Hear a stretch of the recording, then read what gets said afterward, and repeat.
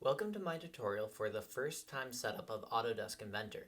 In this tutorial, we are going to change a few settings in Inventor so it defaults to using millimeters as a measurement in the program and when outputting 3D files. When you first launch Inventor, it's going to ask you if you want to start working or try some tutorials. We want to click Start Working. Your home screen may look a little different than mine, but all the important icons should still be in the same place. The first thing we are going to do is set some global settings. This will make it so that whenever we make a new file, that file will already be set up and ready to use. We are going to click Application Options and then the tab File. There are a lot of options here, but we only need to change one. Click Configure Default Template. A new menu will appear. We want to click our measurement units to millimeters, then click OK. A pop-up will appear and ask us if we want to overwrite the default template. Click Overwrite. On our application options, we will click Apply. Now we can make a new document and check to see if our settings worked.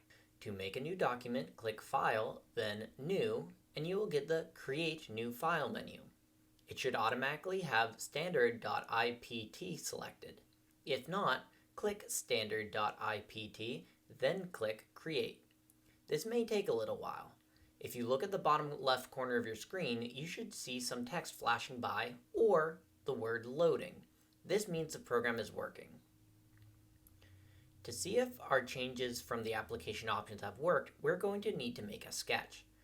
Click Start 2D Sketch and then one of the orange plane icons. Select the rectangle tool by clicking it, then click somewhere in the gray-blue field.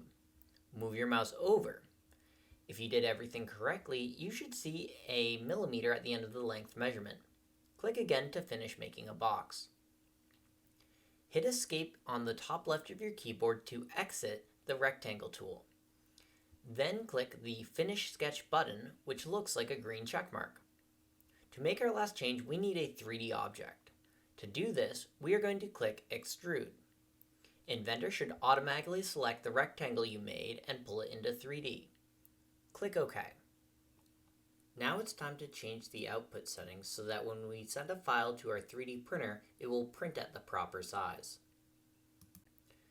Click File, then the arrow next to the word Print. This should pop up an additional menu. We want to select Send to 3D Print Service. A new menu should appear, and we want to click the Options button. We want to change the Units drop-down menu to say millimeters. Once you have done this, click OK, and then on the Send to 3D Print Service menu, click Cancel. We can close this file by clicking the X in the tab along the bottom edge of the screen. A menu will ask if we want to save, and we can safely click No. This will bring us back to the main menu. We now have Inventor set up so that our default values are in millimeters and our 3D prints will be the right size. If you want more information about what we did in this tutorial, check the video description for links to some third-party explanations.